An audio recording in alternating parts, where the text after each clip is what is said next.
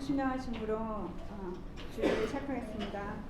전능하사 천지를 만드신 하나님 아버지의 내가 믿사오며 거룩한 예수 그리스도를 믿사오니 성령으로 잉태하사 도장녀 마리아에게 나시고 본절 빌라도에게 고난을 받으사 십자가에 못 박혀 죽으시고 장사한 지 사흘 만에 죽은 자 가운데서 발생하시며 하늘 오르사 전능하신 하나님 편에 앉아 계시다가 산상을 진정한 심판을 오시리라.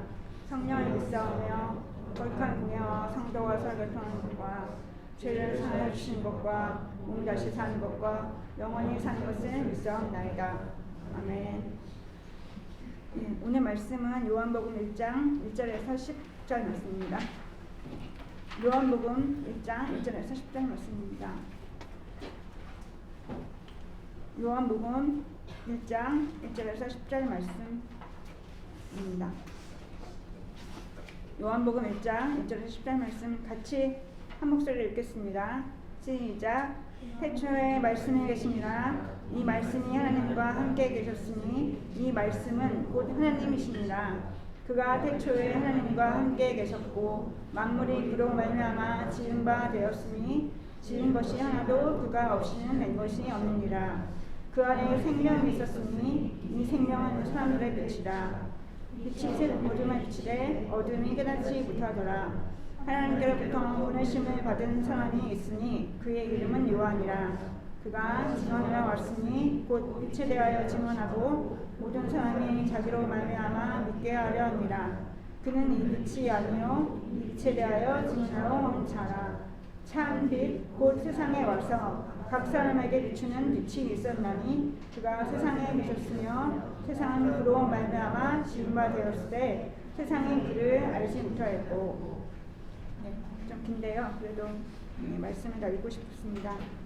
오늘 말씀에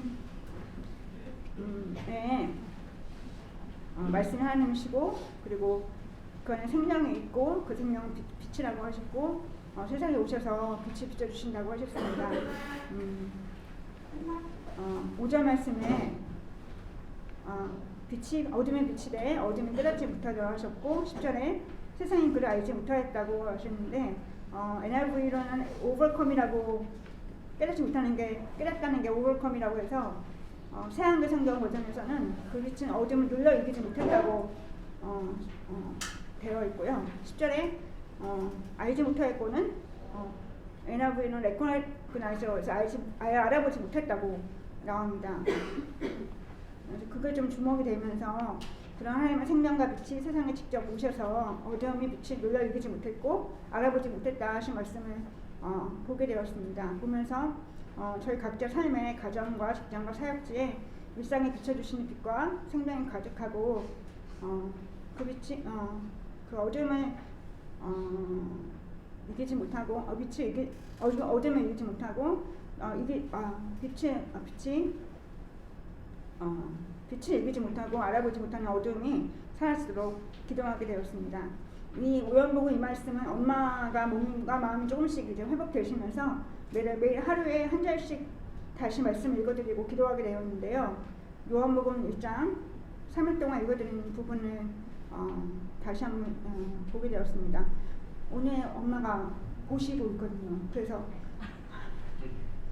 저번 주부터 갑자기 어떻게 보는 거냐고 물어보시고 해서 너무 당황했는데 오늘도 보신다고 해서 제가 엄마 얘기 쭉 하려고 했는데 그래도 하겠습니다.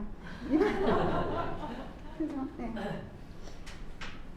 저번에는 끄셨거든요. 엄마 얘기하다가 엄마 끄시더라고요. 그냥 더 이상 얘기하지 말라고 해서 그래서 그래도 이번에는 엄마도 이제 누워서 이렇게 계셔서 이제 같이 한 절씩 따라 읽으시고 전에는 이제 제가 이제 읽어드렸는데 지금 한 절씩 같이 따라 읽으시고 그 다음에 더 궁금하다면 읽어달라고 해서 제가 읽고 더 읽고 설명해드리고 같이 또 읽고 하면서 더 큰 은혜를 느끼게 되었습니다. 요즘처럼 가정사역에 집중하는 때는 없었던 것 같습니다. 엄마와 이제 아빠 이제 두 분 다 이제 아빠는 요양병 옮기셔서 또 계속 힘드시는데 이제 지금 적응하고 계시고 또 소원이신 또 치과 임플란트 저 몇 년 전에 나누었던 그 치과 임플란트 잘 이제 가셔서 기력이 되셔서 임플란트도 같이 하고 여러 가지로 계속 매주 아빠를 찾아가고 있고요. 또 엄마도 12월 말에 입원하고 퇴원하시게 되면서 와상으로 누워 계셔서 아무것도 못하게 되시면서 모든 식사와 주방일, 집안일 다 제가 하지 않으면 안 되는 상황이 되었습니다. 그러면서 한 달 사이에 엄마 레시피 책 400개 그걸 보면서 가족 식사를 책임지게 되었습니다. 예전 같았으면 벗어나고 싶은 마음이나 그런 마음이 가득했을 텐데 3년 전에 엄마가 식사하지 못하게 되시면서 돌아가실 뻔했던 것이 두려워서 안 할 수가 없어서 시작하게 되었습니다. 예전에 교회에서 옛날에 이제 몇 년 전에 떡국을 끓이는 거나 코로나 전에 또 식사 준비해야 되는 그런 행사가 많았잖아요. 그렇게 되면 이제 너무 부담되고 못하겠고 아무것도 전 못해서 어렵다고 밴드에도 남긴 적이 있었거든요. 요리는 뭐 잼병이고 또 라면이나 계란 빼고는 해본 적이 없는 사람인데 어떻게 제가 해야 되나 하면서 공부하듯이 레시피를 따라서 해보았습니다. 네. 근데 목사님이 계란 후라이 하는 방법을 저한테 가르쳐 주셨습니다. 기름을 많이 부으면 맛있겠나. 그래서 네. 소금이 좀 그렇지만 그렇게 정도로 너무 심했는데 근데 제 급하고 무모한 성장 덕분인지 하루에도 3-4가지 정도 지금은 할 수 있을 정도로 맛도 괜찮다고 하실 정도로 발전하게 이루게 되었습니다. 아멘. 그래서 이제 제 생각에는 이제 믿음이 그 정도로 발전해야 되는데 믿음의 성장을 모르겠지만 아무튼 요리를 좀 하게 되었습니다. 그래서 20가지 이상 정도 계속해서 하게 되고 계속 하는데요. 어제는 토요일이라서 주일 저는 항상 좀 바쁘거든요. 그래서 국 2개와 나물 4개와 눈구랭태까지 그렇게 많이 하게 되었습니다. 근데 연약함은 항상 잘 나가다가 끝에 연약한 반응, 믿음이 아닌 반응이 나오는 건데요. 이제 엄마가 고기를 좀 안 좋아하셔서 기력이 너무 없어 하시길래 이제 한 번은 소고기 묵국을 좀 끓이려고 했었어요. 이제 저는 안 해보지만 하려고 했는데 은연히 끓여보라 허락하셔서 1시간이나 끓여서 거의 2시간 가까이 해서 끓였는데 안 먹겠다는 거예요. 본인이 소고기 사오라고 해서 했는데 그것도 한 근에 사와서 되게 진하게 끓였거든요. 근데 동생 저를 제가 좋아해서 끓이라고 했대요. 제가 동생을 먹으라고 끓였다는 거예요. 근데 그래서 또 나쁜 음식이 오랜만에 나오게 됐습니다. 그래서 화를 막 내면서 이제 목이 나오면서 왜 새벽부터 하루 종일 제가 힘들고 주방에만 이렇게 있고 너무 힘든데 엄마 안 먹을 거면 왜 하겠냐고 볼멘 소리가 나갔습니다. 근데 요즘에 이제 좀 기력이 너무 없고 약간 이제 약을 먹고 있는 동생이 있어서 이틀에 한 끼 겨우 먹고 피자 치킨만 시켜 먹고 기력이 없던 동생이 갑자기 제가 소고기 묵국을 먹더니 지금까지 열흘 동안 하루 3끼 꼬박 잘 먹게 되었어요. 그러면서 좀 기력이 좋아지고 했습니다. 그러면서 엄마가 동생을 살렸다고 하면서 막 너무 좋아하시는 거예요. 그러면서 얘기하시는 게 이제 은주가 식사를 정말 만들어줘서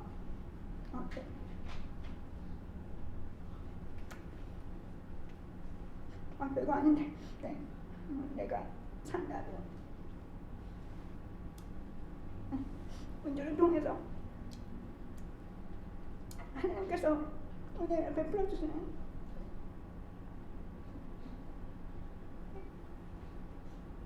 하나님께서 은혜를 베풀어 주신다고 또 도와주신다고 주님의 도우심을 경험하게 돼서 감사하다고 말씀을 주셨습니다.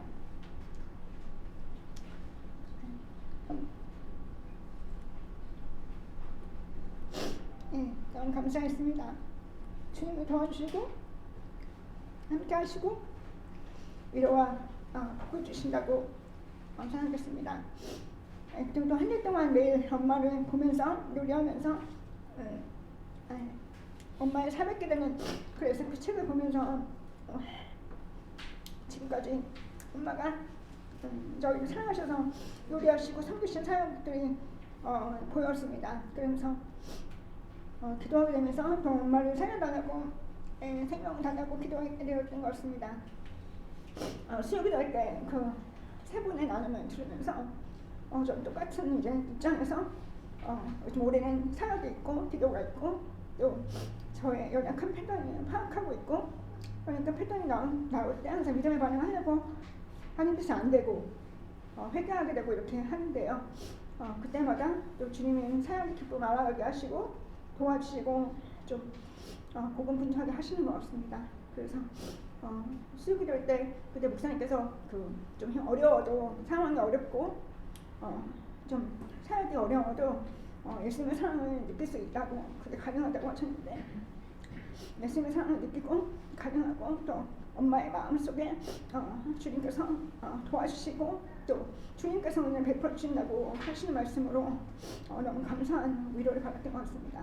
그래서 아까 세례요한 그 요한복음 말씀처럼 그 빛이 아니요 나는 그 빛이 아니요 그 빛을 증언하러 온 자라고 하시는 것처럼 좀 예수님의 생명의 빛과 생명과 빛을 증언하는 자 가정의 사역 속에서 증언하고 저를 통해서 주님의 은혜를 더 느끼게 하고 싶다. 그래서 요즘에는 좀 많이 힘들어도 집안에서 벗어나고 싶은 마음보다는 사역지에서 좀 더 사역하고 기뻐하며 복을 누리고 있는 것 같습니다.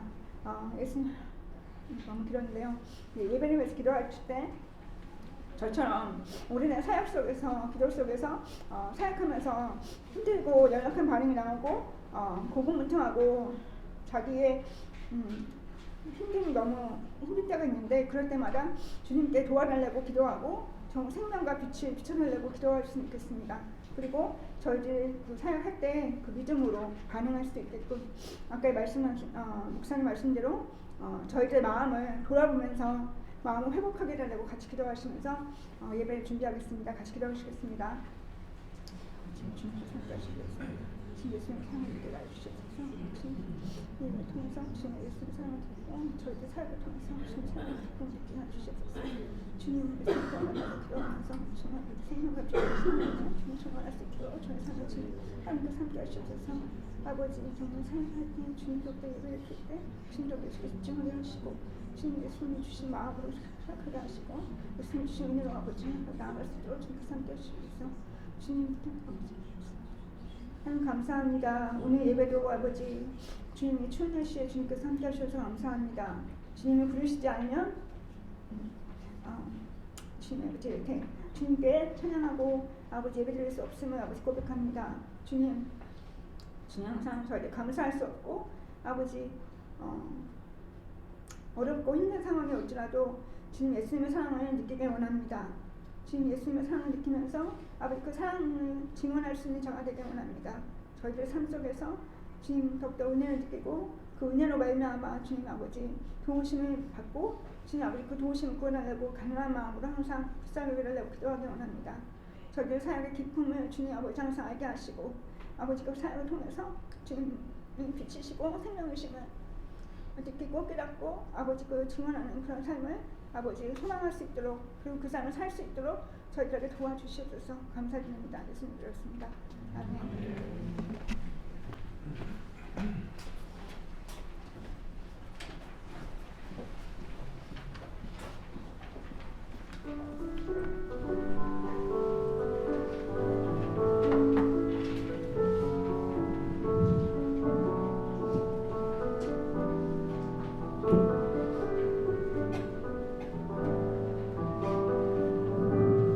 하나님이 원하시는 예배는 나의 몸을 산제사로 드리는 것, 내 몸을 저 순종함으로 거룩하고 받으실 만한 산제사로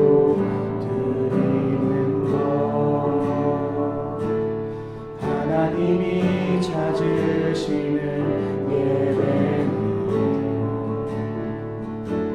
상하고 통회하는 나의 마음, 가난한 마음으로 다가 회개하며 그에 합당한 참된 열매 맺는 삶, 신령과 진리로 드리는 예배는 거듭난 생명으로 주님과 사귀는 삶,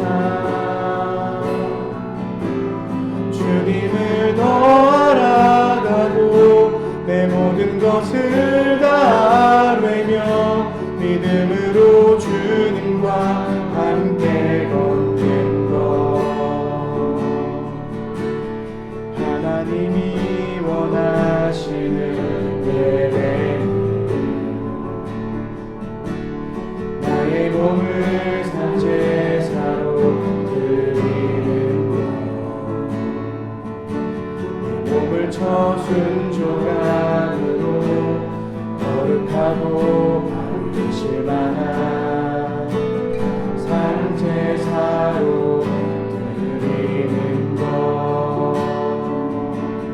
하나님이 찾으시는 예배는 상하고 도회하는 나의 마음 가난한 마음으로 나아가 회개하며 주의 합당한 참된 열매 맺는 삶 신령과 진리로 드리는 예배는 거듭난 생명으로 주님과 사귀는 삶 주님을 더 알아가고 내 모든 것을 다 되며 믿음으로 주님과 함께 걷는 것 신령과 진리로 드리는 예배는 거듭난 생명으로 주님과 사귀는 삶 주님을 더 알아가고 내 모든 것을 다 되며 믿음으로 주님과 함께 걷는 것 신령과 진리로 드리는 예배는 거듭난 생명으로 주님과 사귀는 삶 주님을 더 알아가고 내 모든 것을 다 되며 믿음으로 주님과 함께 걷는 것 주님을 더 알아가고 내 모든 것을 다 되며 믿음으로 주님과 함께 걷는 것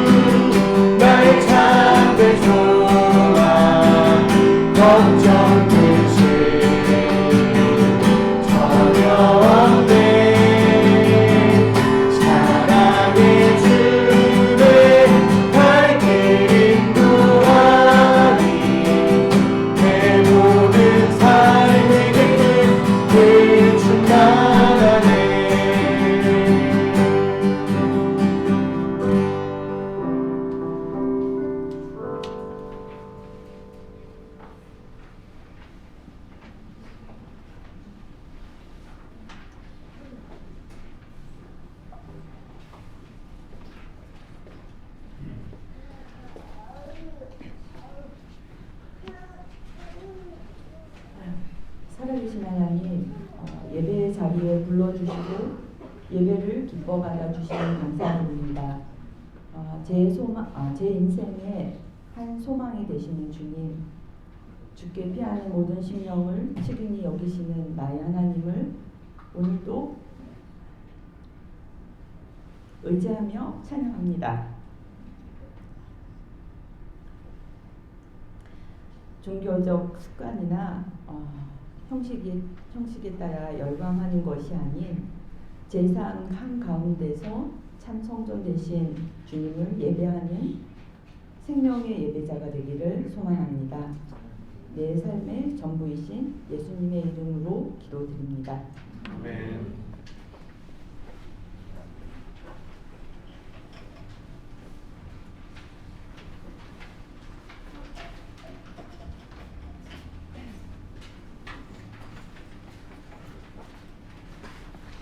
네, 성경 말씀 시편 19편 7절에서 8절입니다.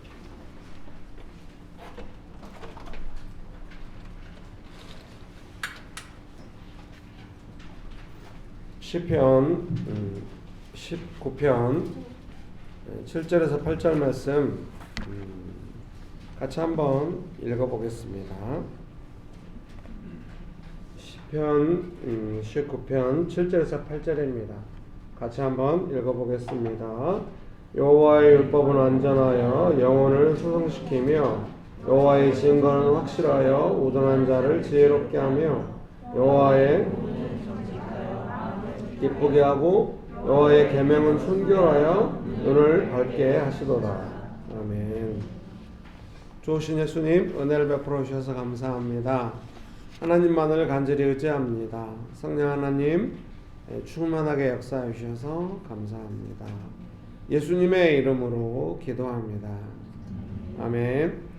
네, 설교문 보시면서 함께 말씀 나누시겠습니다. 설교문 서론에 제가 우리가 방금 개역개정 성경 시편 19편 7절 8절을 읽었는데요. 설교문 서론에 히브리어 직역 성경으로 제가 쉬운 성경 버전이나 새한글 성경 버전이나 다 봤는데요. 히브리어 직역 성경 버전을 좀 옮겨 놓는 것이 우리의 이해에 도움이 되겠다 싶어서 제가 옮겨 놓았거든요. 한번 읽어 드릴게요. 여호와의 토라는 완전하여 영혼을 소생시키고 여호와의 증거는 신실하여 단순한 자를 지혜롭게 하며 여호와의 법도들은 발라서 마음을 기쁘게 하고 여호와의 명령은 순수하여 두 눈을 밝게 하며. 아멘. 그래서 오늘 설교문에는 이제 이 두 구절에서 내용들을 설명하는 내용으로 설교문을 작성하였는데요. 특별히 이 구절에 대한 IVP 주석이 좀 좋았습니다. 그래서 IVP 주석을 앞에 쓰고 그에 대한 또 이렇게 제가 설명하는 내용들을 이어서 쓰고 그렇게 했습니다. 함께 보시겠습니다. 영혼을 소성시키며. 그래서 개역개정 성경의 번역이 좀 단어가 아름다운 소성시킴이 이렇게 뭐 방금 히브리어 직역 성경 소생 이렇게 번역을 했는데요. NIV는 refreshing이라고 되어 있거든요. 무슨 뜻인지 이해가 되시죠? 하나님의 말씀은 우리의 영혼을 소성시키십니다. 믿으십니까? 소성케 한다. 이는 생명의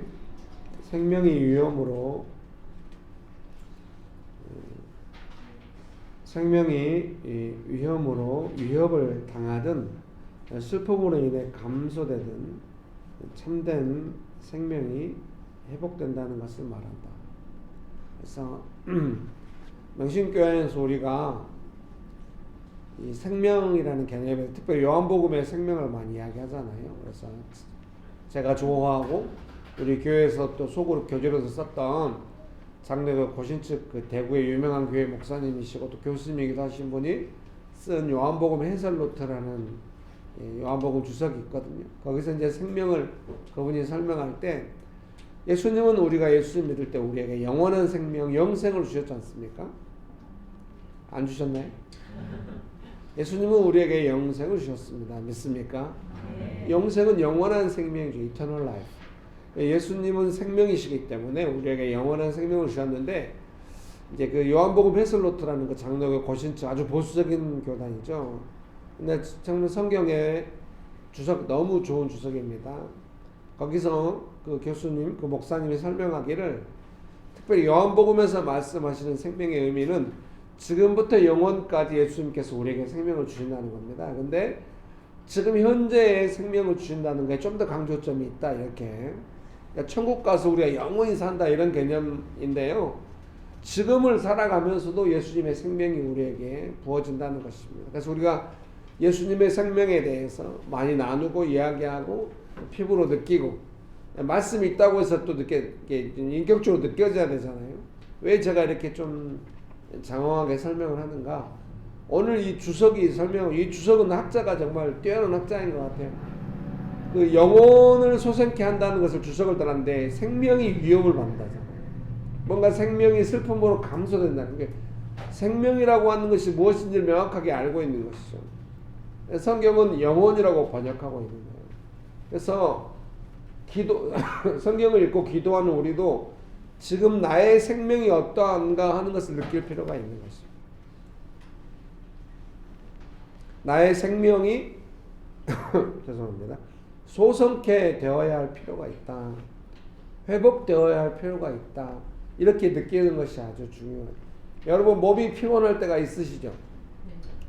예, 지금 피곤하신가 봐. 대답도 잘 안 했습니다. 육체가 피곤할 때가 있으시죠? 그러면은 어떤 생각이 듭니까? 피곤하다는 생각이 들어요?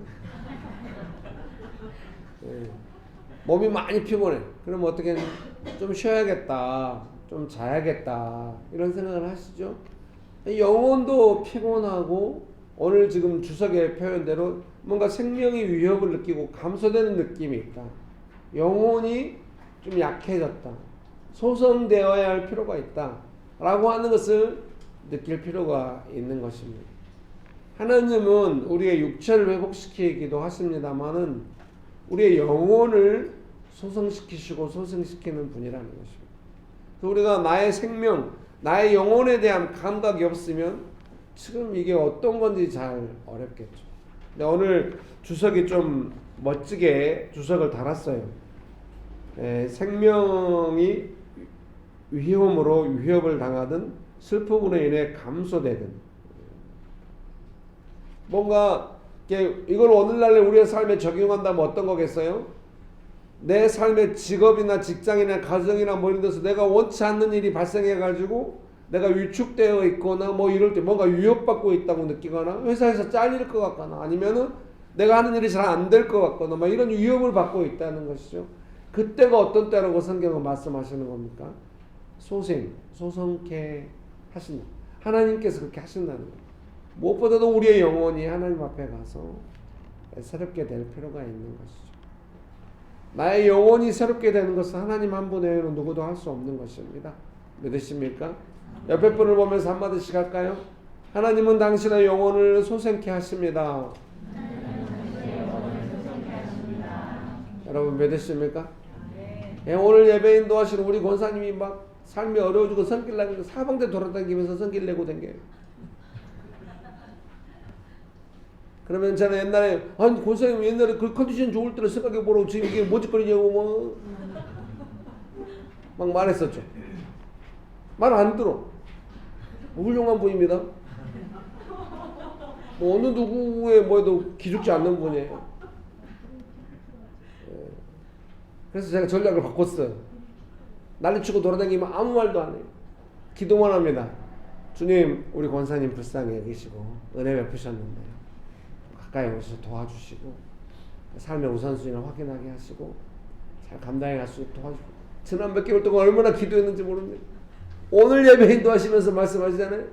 요즘 가정사역에 집중되어 있고 가정사역에 어느 때도 막 그렇게 되기를 엄청나게 기도했다는 거 아니겠습니까?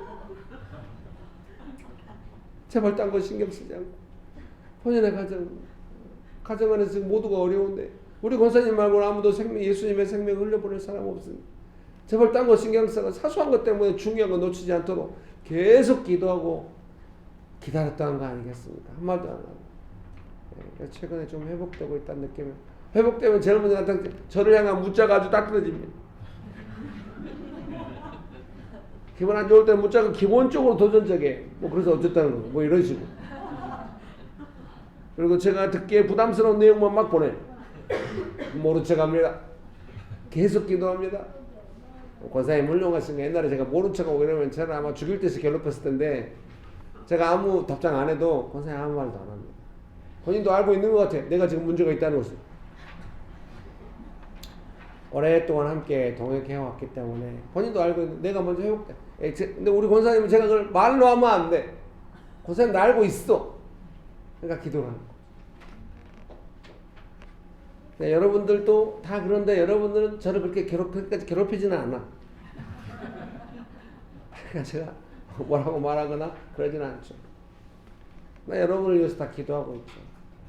뭐 이유가 없어요. 주님 앞에서 자기 영혼의 문제가 또 올바른 우선순위로 딱 정리되어야 뭐 다른 게 되는 거지. 그거를 누가 합니까? 하나님만 하실 수 있는 거예요. 여러분 믿으십니까? 그런 은혜가 가득하게 되시기를 주님의 이름으로 축복합니다. 네. 설교문 1번에 제가 써놨습니다. 우리의 영혼은 수시로 삶의 상황 가운데 위축되고 힘들어집니다. 이제 제가 우리의 삶에 적용되게 이해되게 설교문을 쓴 것이죠. 그때 하나님의 말씀은 우리를 새롭게 회복시켜 줍니다. 스스로 위축되어 있는 생각 속에 하나님의 위로가 임하면 안정감으로 평안하게 됩니다. 영혼이 생명 가운데 회복되는 것입니다. 오늘 시편 말씀이 하나님의 말씀에 관한 거잖아요. 하나님의 말씀은 우리의 영혼을 소성시킨다 이렇게 했는데 그러면 여러분이 어떻게 이해하냐? 아, 말씀 읽으라는 소리구나. 읽어도 소성 안 되던데 요새 안 읽긴 안 읽지. 이렇게 적용으로 끝날까 봐 저는 두려워하는 것이 그것 때문에 기도를 많이 했을 거면 어떻게 적용하길 제가 원하겠습니까? 여러분 하나님을 만나실 때 영혼이 새로워진 경험을 하셨죠.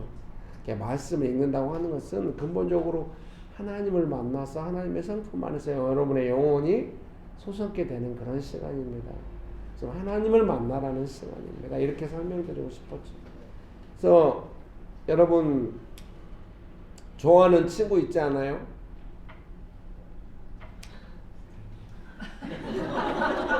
저도 별로 없거든요, 사실은. 우리가 서로 외로워서 여기로 모였나봐. 친구 없어요? 그럴 수 있죠, 뭐. 저도 별로 없어요. 뭐 저는 제 아내랑 제일 친하거든요. 요새는 제 아내랑 같이 이제 치매 예방을 위한 게임에 우리가 빠져 있어요. 옛날에 그 던킨 도너츠에서 이렇게 선물로 줬거든요. 이렇게 별 모양으로 되어 있는데 체스는 아니에요. 간단한 게임이거든요. 그러니까 자석 말 모양을 계속 옮기는 거예요. 이제 똑같은 색으로 반대편으로. 아내랑 한 30번 했는데 제가 3번 이기고 30번 졌어요. 아내는 계산이 어마어마합니다. 이 탁자를 막 손가락 두드리면서 코를 이게 계산을 이 한수만 하는 게 아니라 나중에 옮겨가지고 안쪽부터 어떻게 질서 있게 놓을 것인가 다 계산해가지고 한 수를 두는 것 같아요. 아주 기다리다가 허리가 아파. 네. 그래도 저는 재밌습니다. 아내랑 그렇게 하는 게 재밌어요. 어디 가도 아내를 보고 싶습니다. 같이 있는 시간이 제일 행복하고 좋습니다. 여러분도 누군가와 같이 있는 시간이 좋고 행복하고 그렇지 않습니까? 만나면 좋아지고 그런 것 같이 설명하고 싶었던 것입니다. 하나님이 그런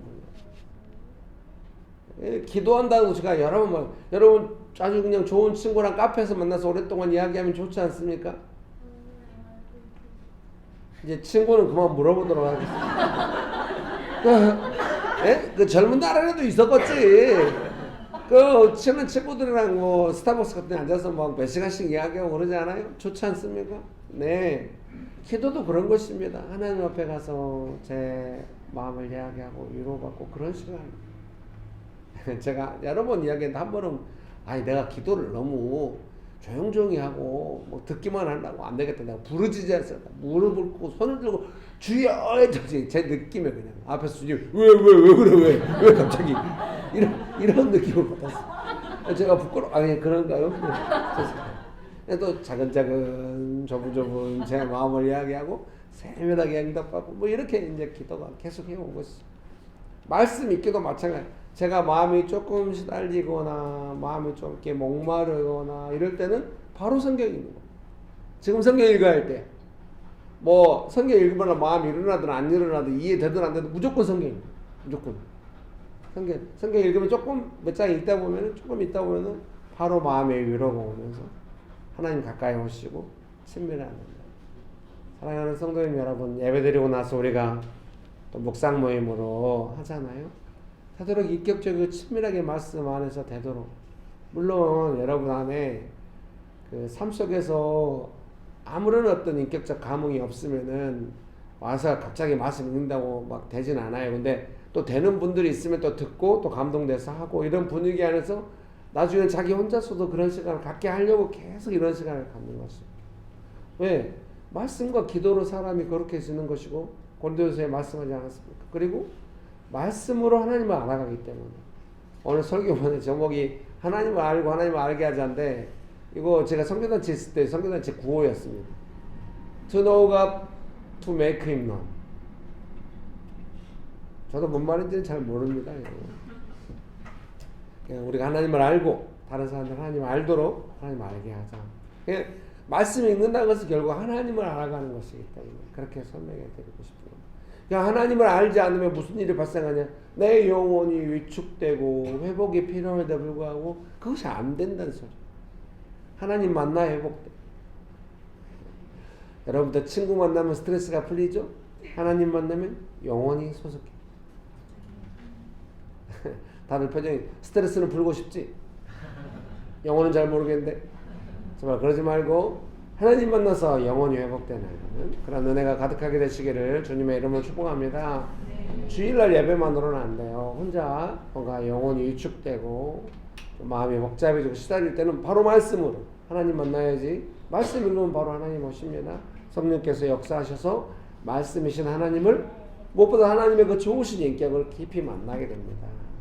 여러분 믿으십니까? 설교문 2번입니다. 단순한 자. 제가 히브리어 직역성경은 설교문 서론에 옮겨놓은 곳, 이 단순함에 대한 설명 때문에 그러거든요. 그 히브리어 직역성경, 오늘 제가 이 설교문을 찍어가지고 영상으로 문자로 다 보냈잖아요. 이렇게 사진으로. 거기서 설교문 앞에 단순한 자를 딱 파란색으로 펜으로 딱 그어놓고 찍어서 보냈거든요. 그 이유가 있죠. 히브리어 직역성경에 이 단순하다. 개역개정 성경에는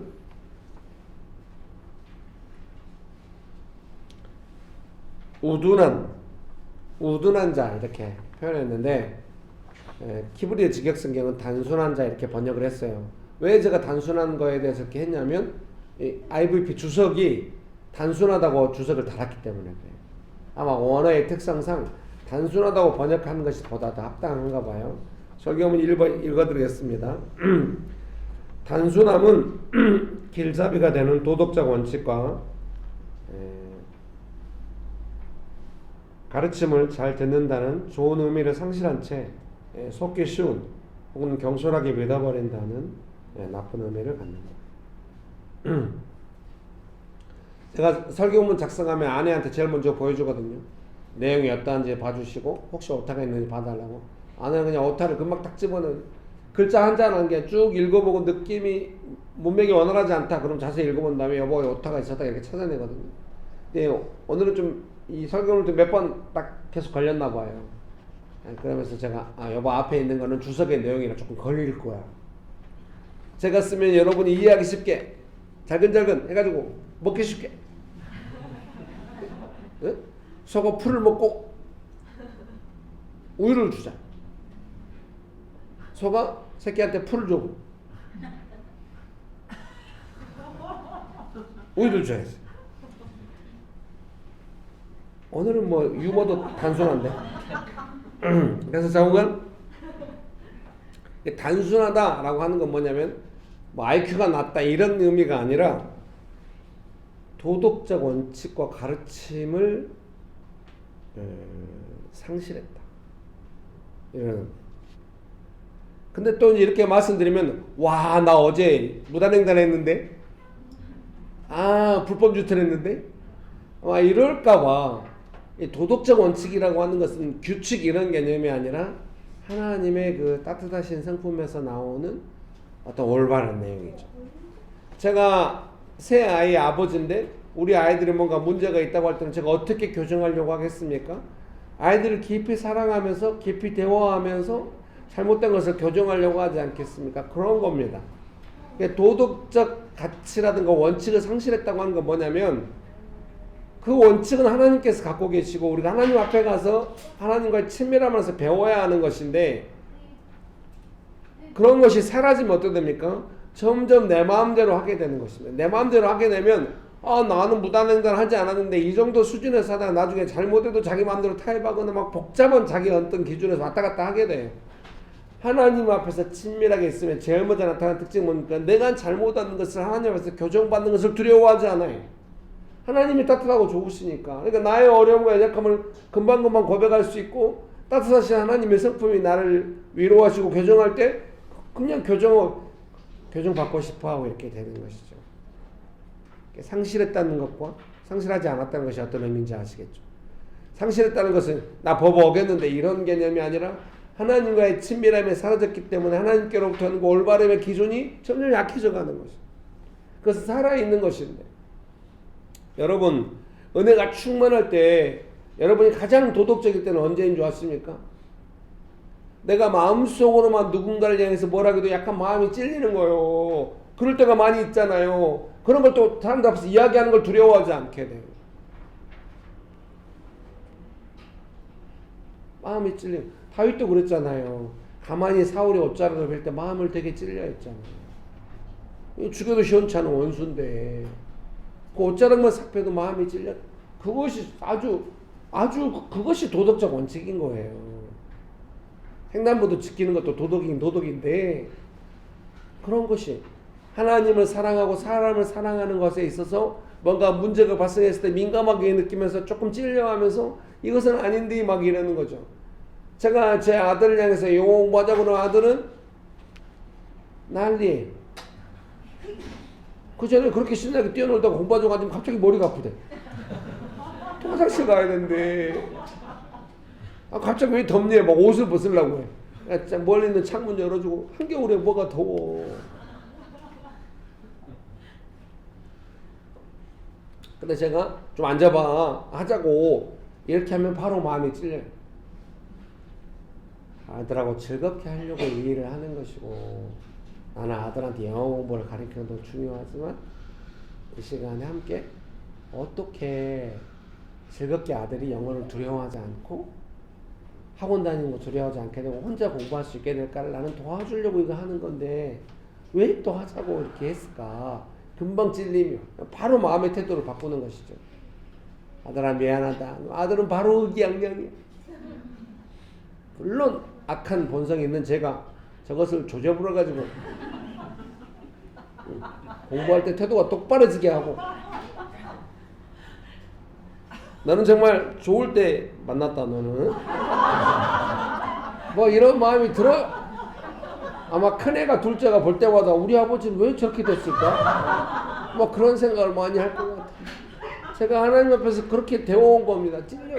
그냥 당연히 성도인들 향해서도 제가 옛날에 어떻게 해서 예배 드릴 때 도대체 일주일을 어떻게 살고 왔냐고 막, 예배보다 예배 준비하는 시간이 더 길어버려. 회개하라고 2시까지 예배를 못 드리고 2시까지 기도한 적이 있어요. 제가 제정신이 아니었어요. 성도님들도 이상했어요. 나중에 한참 시간이 지나가지고 우리 집사님 한 분이 그때 자기 끝까지 회개 안 했다고. 그리고 중간에 갔대요. 애들 데리고. 그런 소리 하지 말라고. 내가 제정신이 아니었다고. 다시는 그렇게 하면 안 되겠다는 생각. 그러니까 그런 어떤 도덕적 의미나 가치를 상실하면 어떻게 된다는 거예요? 경솔하게 믿어버린대.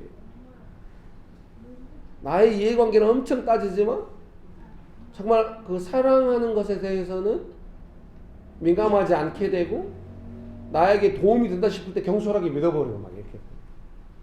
하나님을 사랑하고 다른 사람을 사랑하면 나에게 손해가 돼도 면밀히 생각해서 사랑을 잃지 않으려고 할 것이고, 나에게 이익이 된다고 해도 이것이 사랑이 아니라면 조심하고 막 이럴 텐데, 그것이 단순함. 근데 그 단순함에 대해서 하나님을 만날 때, 그 말씀을 만날 때 어떻게 하시겠다는 것입니까? 지혜롭게 하신다. 지혜롭게 한다는 말은 뭐겠어요?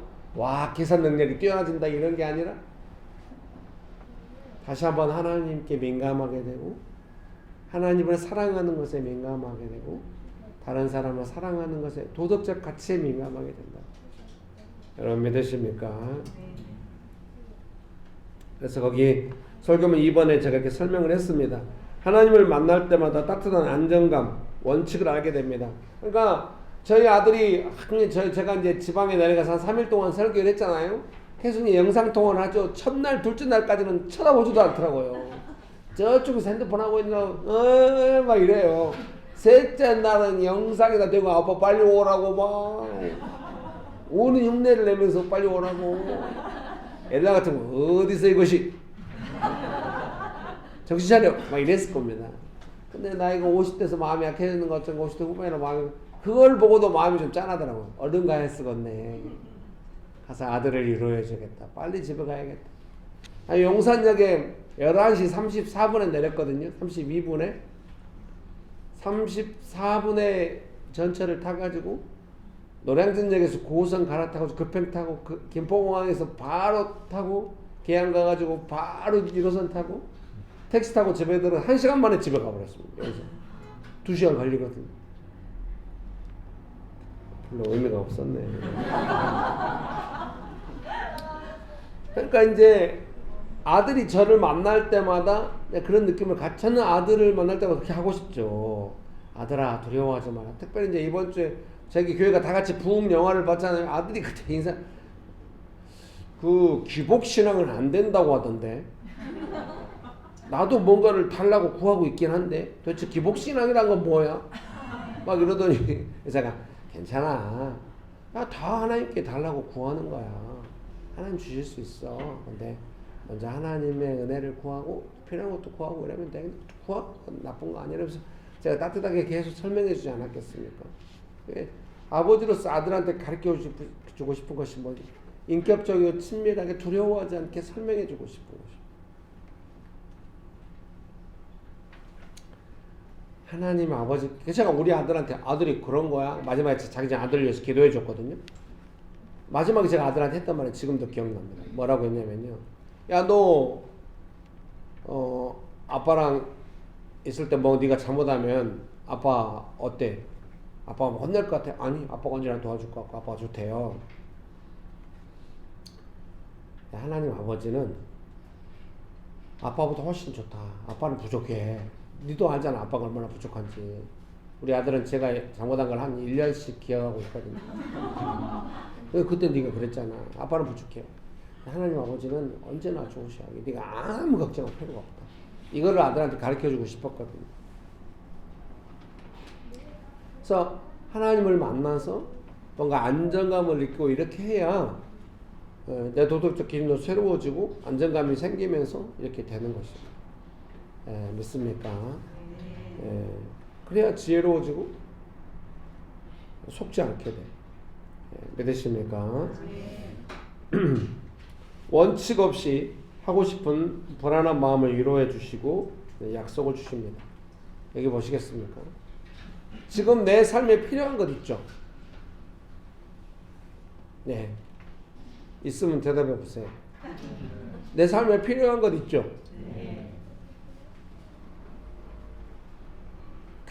내 삶에 필요한 그것이 내 삶의 환경과 지금까지 살아온 배경을 통해서 봤을 때 이것이 어떻게 되겠다거나 좀 어떤 것이라거나 그런 원칙적인 과정을 다 알고 있죠.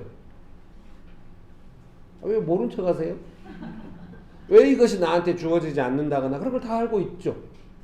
내가 그동안 나한테 필요하고 내가 원했던 이것이 내가 어떻게 해왔는지 다 알고 있죠. 그런데도 우리의 마음은 가끔 화를 내요. 누군가 나한테 안 준 것처럼. 근본적으로 하나님을 향해서 그렇게 화를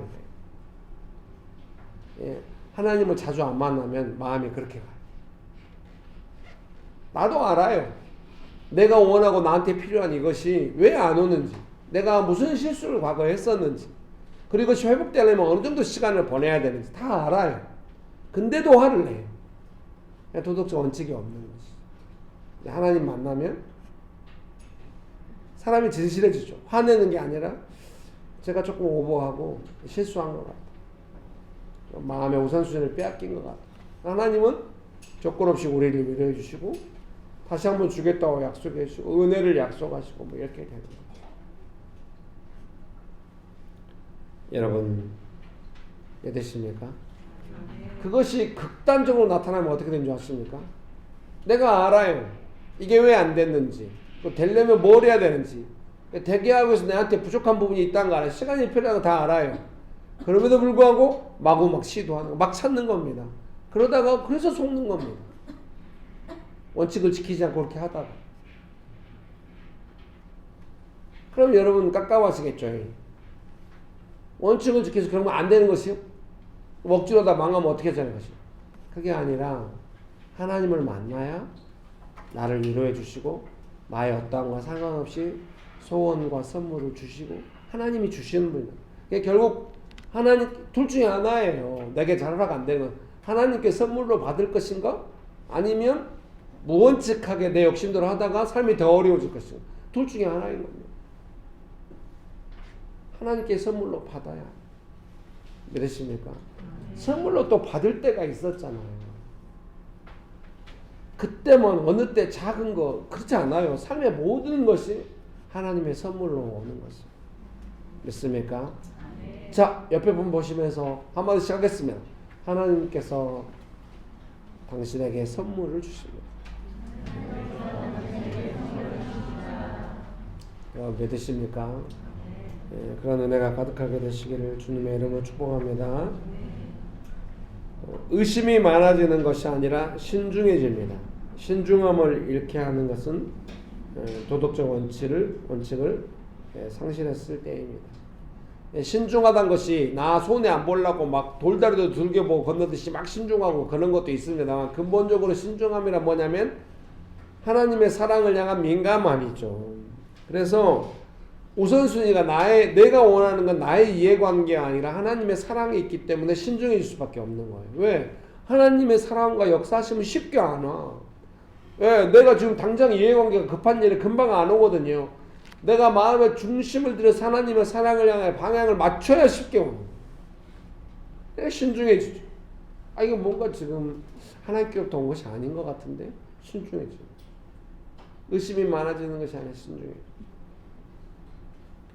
은혜가 있는지 없는지 이것이 하나예요.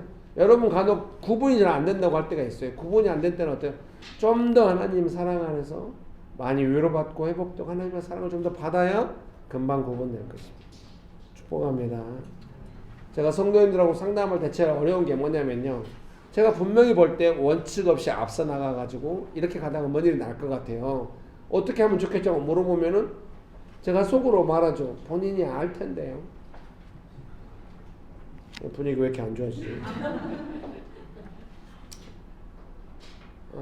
그러니까 이런 것도 있는 거야. 내가 알아도 될 방법 없냐? 그렇게. 하나님 앞에서 그렇게 가면 상당히 곤란해. 옛날 같으면 제가 말했죠. 그건 안 된다고 정신 차리라고 그랬더니 싸움이 많이 일어나요. 그래서 말하지 않고 기도하게 됐어요. 그래서 제가 따뜻한 말로 위로하고 구체적인 방법으로 나아가지 않는 것은 뭔가 지금 방향선에 우선순위에 새롭게 되는 필요가 있다는 말이죠. 제가 구체적으로 기도하고 이렇게 기도합시다, 이렇게 해봅시다, 이렇게 말할 때는 방향이 잘 맞아 있고 우선순위를 잘 지키고 있고 뭐 이럴 때인 것이죠. 내 욕심으로는 좋은 것이 안 나옵니다. 하나님의 선물, 하나님의 사랑으로부터 좋은 것입니다. 믿으십니까? 네, 옆에 분들한테 한마디씩 합시다. 하나님은 당신을 사랑하십니다. 네, 설교문 3번입니다. 네, 마음을 기쁘게 함 해가지고 오늘 8절에 여호와의 교훈은 정직하여 마음을 기쁘게 하고 이렇게 했잖아요. 기쁘게 한다는 의미가 무엇인가 그래서 주석은 딱 이렇게 한 문장 딱 써놨어요. 감정, 마음을 교육시킨다는 의미다. 도대체 이걸 어떻게 하라고 이렇게 써놨나. 그래서 제가 오랫동안 IBF 주석을 읽었고 또 이 말씀에 근거해서 또 다른 주석도 근거해서 이 주석의 의미가 이런 게 아닐까 나름 설명해 보았습니다. 한번 보시겠습니다. 맛있는 것을 먹을 때 기쁩니다. 안 기뻐요? 우리 교회 성도들은 어느 사람들보다 먹는 거 좋아하던데. 우리 교회 돈 중에 제일 많은 부분이 식비 아닙니까? 나가라 비. 오늘 설교가 왜 이렇게 찌르죠? 따뜻하게 하려고 했는데 좀 더 따뜻하게 하기 원합니다. 맛있는 것을 먹을 때 기쁩니다. 저도 그렇습니다. 아이고 오늘 점심도 기대가 많이 됩니다. 수요일 날 저 3단지에 그 소용궁 옛날 소용궁 중국집 이름이 바뀌었더라고요. 연화장인가 뭔가 이런 걸로 가서 삼선 짬뽕 먹어봤거든요. 대단하던데요. 공깃밥 하나 말아가지고 면도 중면이라 아주 좋고 최고던데요. 왜 제가 삼선 짬뽕 먹어 아내를 데리고 가서 먹으려고요. 아내는 삼선 짬뽕을 좋아하거든요. 이게 맛있어야 여기 오지.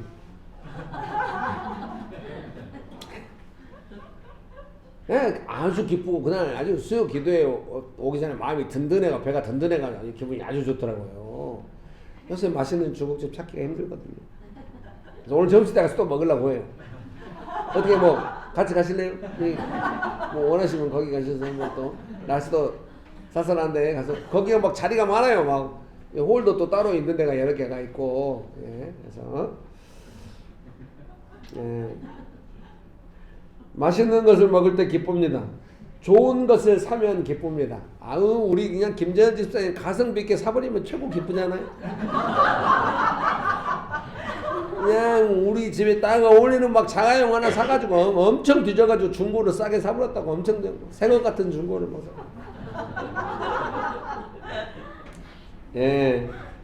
내가 원하는 것을 할 수 있으면 기쁩니다. 보통 이럴 때 우리가 기쁘다고 해요. 그런데 가장 기쁜 것은 하나님을 알아갈 때입니다. 여러분 믿습니까? 여기 부부들이 계신데 부부가 함께 있을 때 가장 기쁘다 이렇게 되려면 한 30년 걸리겠죠? 제발 시간이 단축되기를. 아내와 함께 있는 시간이 제일 행복하고 좋은 것 같아요. 제가 늘 말하거든요. 이번에도 우리 결혼식 하는 그 은총 형제님 결혼식 할 때 주례사에다 썼어요. 부부가 서로 사랑하고 하면은 하나님께서 모든 필요한 걸 채워주실 거라고. 우리 교회 성도들 많이 가르쳤거든요. 부부가 서로 사랑하면 하나님이 필요한 걸 채워주실 거라고. 안 믿어요. 채워줘야 사랑하지. 뭔 사랑이 밥을 줘? 안 그래요. 하나님은 언제 반응하세요? 가난한 마음 사랑에 반응하거든요. 그러니까 부부가 서로 깊이 사랑하고 행복할 때 이것이 필요하다 할 때는 하나님도 그것이 우리한테 필요하다고 받아들이시는 것 같아요. 제가 몇십 년 동안 재정을 하나님께 받으면서 제일 발달된 요구가 뭔지 아십니까? 돈을 받으려면 무엇을 어떻게 했을까? 그 중에 하나가 뭔지 아십니까? 부부간에 사랑하고 어려울 때일수록 가난한 마음으로 서로 돌보고 있어야 한다. 하나님의 은혜가 가까이 있다. 여러분 믿으십니까? 부부간에 같이 있어도 좋은데 내가 좋은 사람하고 같이 있어도 좋은데 하나님하고 같이 있으면 얼마나 좋겠습니까? 하나님과 함께 있는 것이 얼마나 기쁘고 좋겠습니까? 여러분 믿으십니까? 여러분 그렇게 되시면 나중에 여러분이 어디에 가서 누구하고 있든 하나님과 함께 있는 기쁨이 그 사람한테 있어가지고 잘 될 것입니다. 믿으십니까? 네, 우리 권사님 요즘 예를 많이 드는데 책임으로 승신하셨죠. 근데 우리 교회 어머니들이 자녀들 데리고 교회 오셨는데 어머니들 다들 두려워요.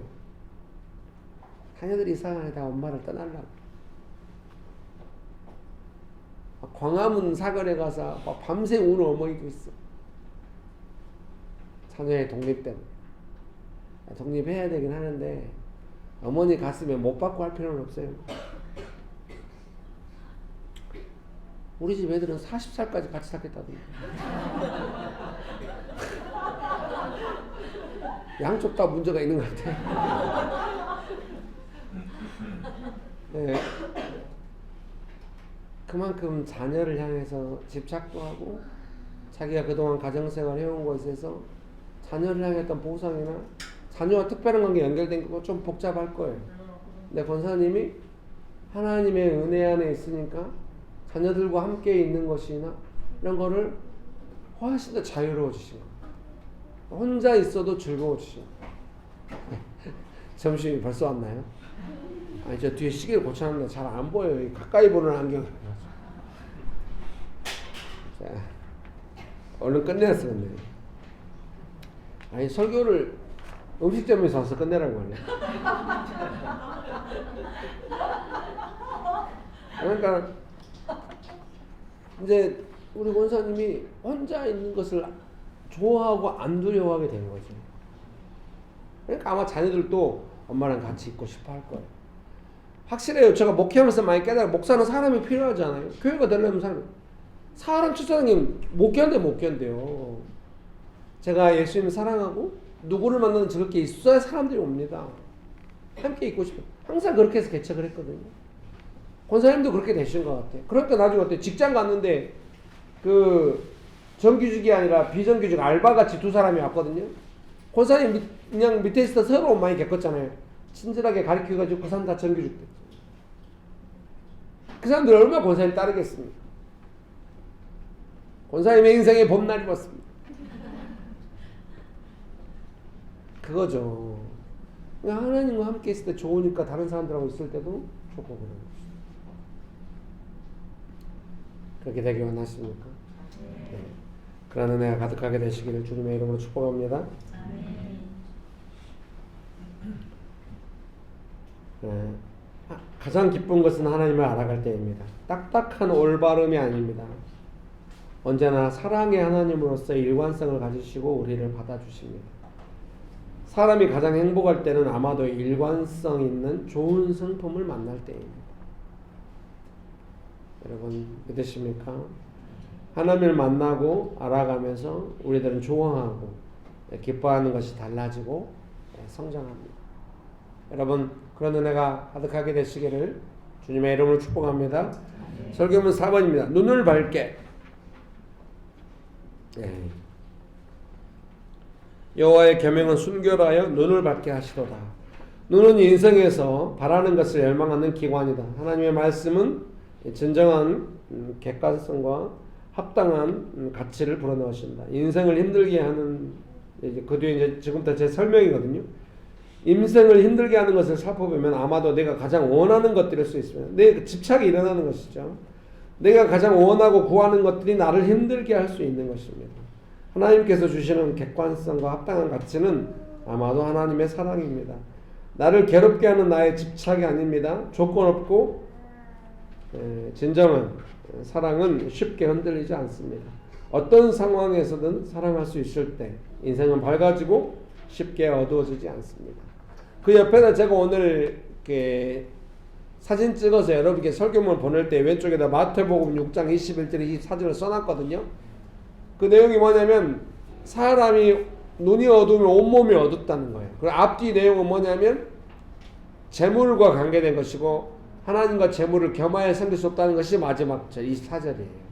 그러니까 이 재정 문제는 눈을 어둡게 만들어요. 재정만 그러겠어요? 내가 원하는 것들은 나의 눈을 어둡게 만듭니다. 그런데 하나님의 사랑은 나의 눈을 밝게 만들어요. 어둡다는 게 뭐겠어요?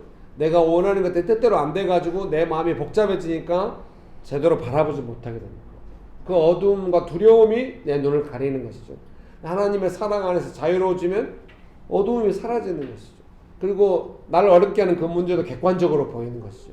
내가 지나치게 어려워하고 두려워했던 문제가 아니라는 것을 알게 되는 것이죠. 여러분 믿습니까? 결론 읽어드리겠습니다. 막내는 자주 불안해합니다. 막내의 실수에 대해 저의 반응을 같이 공유하고 하나님은 좋은 아버지라고 말해줍니다. 막내한테 아까 설명했듯이 네가 그때 실수해 아빠가 어떻게 했어? 따뜻하게 해줬지. 하나님은 훨씬 좋은 아버지야. 아무 걱정 안 해도 돼. 항상 아들한테 이렇게 말해주거든요. 하나님은 얼마나 좋은 아버지겠냐고 따뜻하게 이야기해 줍니다. 아들은 안심하고 푹 잡니다. 사랑하는 성도님 여러분, 혹시 지금 불안한 거 있습니까? 안심이 필요합니까? 그 하나님이 주시는 거예요. 주무시고 안심하고 즐겁게 살아가려면 하나님 만나십시오. 언제나 여러분 말씀을 명신교회처럼 말씀 묵상 모임 많이 하고 자주 하고 성경책 자주 사서 나눠주고 명신교회에서 받은 책이 책꽂이 한가득이죠. 좀 읽어보세요. 안 읽으니까 교회 와서 묵상 모임으로 같이 읽자고 그러고 잘 보세요. 네, 같이 기도하겠습니다. 찬양 한번 하고 기도하겠습니다. 살아계신 주, 그 후렴 부분부터 하겠습니다.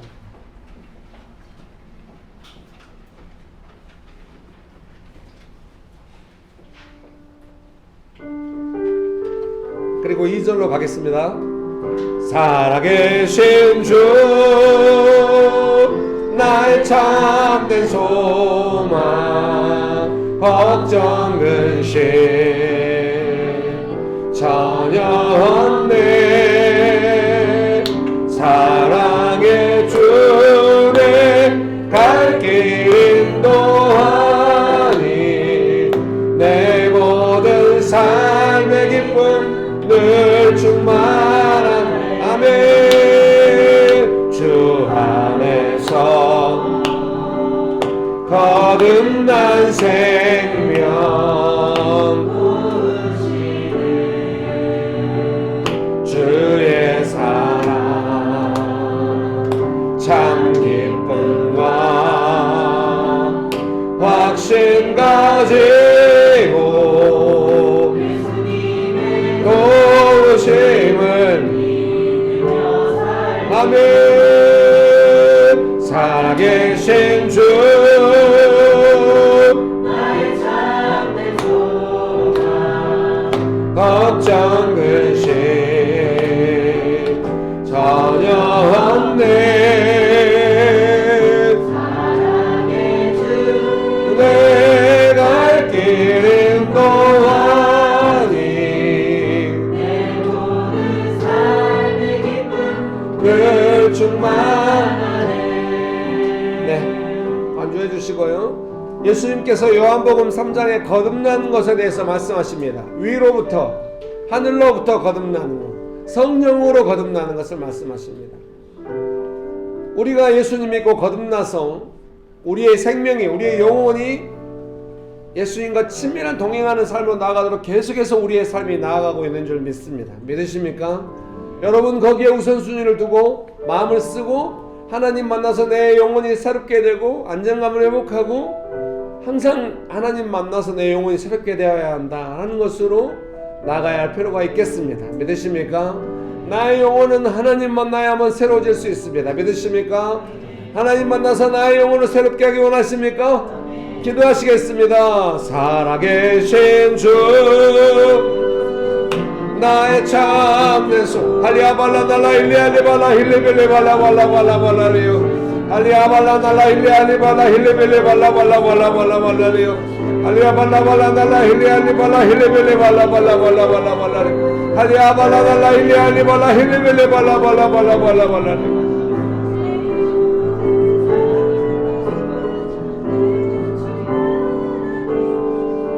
사랑하는 성도님 여러분, 예수님의 사랑을 받았고 선물을 받았고 예수님과 함께 있는 것이 좋지만 예수님보다 내가 원하는 것들이 더 우선순위이십니까?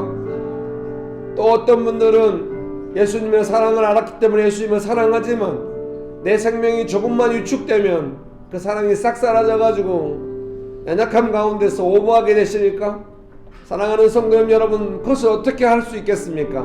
딱 하나입니다. 예수님의 사랑을 우선순위에 두고 예수님의 사랑을 더 많이 받는 것입니다. 그것이 여러분의 영혼의 안정감을 두고 여러분의 삶의 모든 필요를 새롭게 해줄 것입니다. 영혼이 새로워지고 잘돼야 범사가 잘 되지 않겠습니까? 기도하기 원하십니까?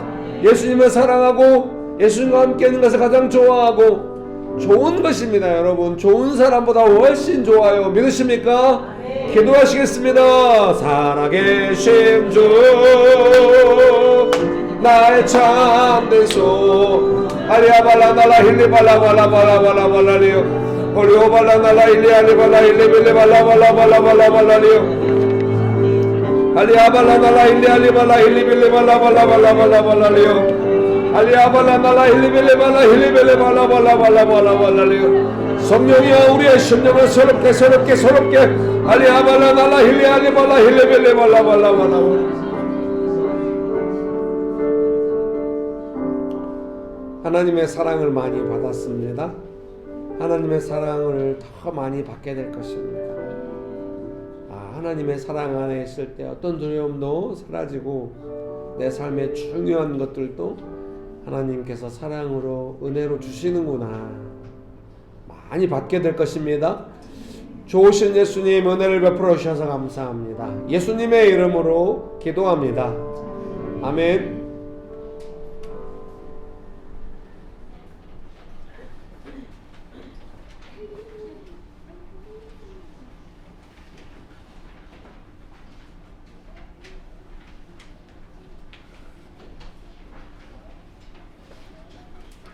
기도하시겠습니다.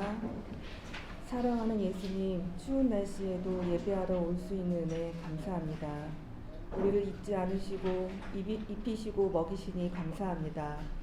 재정이 우리의 자랑이 아니라 감사와 순종이 되게 하시고 예수님이 원하는 곳으로 흘러가길 원합니다.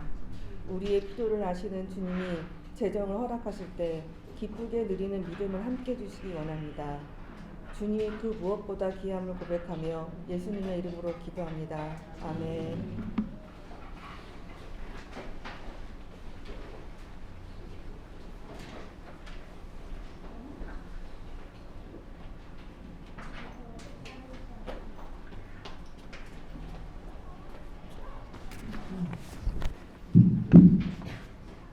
네, 광고입니다. 예배 시간 안내입니다. 주일 예배는 오전 11시에 드립니다.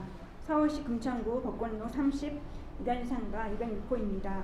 주일 모임은 예배 후에 입으로 요한복음 묵상 모임이 있고요. 식사 청소가 있습니다. 묵상 모임은 도시사역 묵상 모임을 진행하고 있습니다. 운수, 용산, 양재, 서현, 상암, 상봉, 판교, 여의도, 영창, 북산 등에서 하고 있고요. 캠퍼스 내 묵상 모임은 교회심으로 진행됩니다. 수요기도회는 수요일 밤에 8시에 교회심에서 기도 모임으로 진행됩니다. 묵상 축도하심으로 마치겠습니다.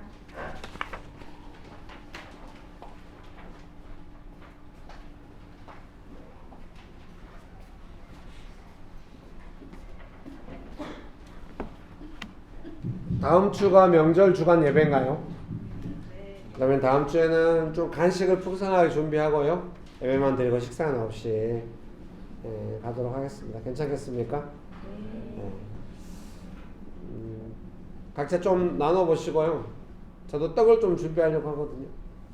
과일도 좀 준비하시고 해가지고 풍성하게 드시고 예배드리고 댁으로 가셔서 즐거운 명절 보내시면 좋겠습니다. 네, 함께 기도하시고 예배 마치도록 하겠습니다. 지금은 우리 주 예수 그리스도의 은혜와 아버지 하나님의 크신 사랑과 성령님의 교통하심이 하나님을 알고 그 친밀한 가운데 살아가기를 결정하는 명신교회 사랑하는 성도님들의 삶 위에 명신교회 위에 조국교회 위에 온 열방 위에 영원토록 함께 하시기를 간절히 축원합니다. 아멘. 감사합니다.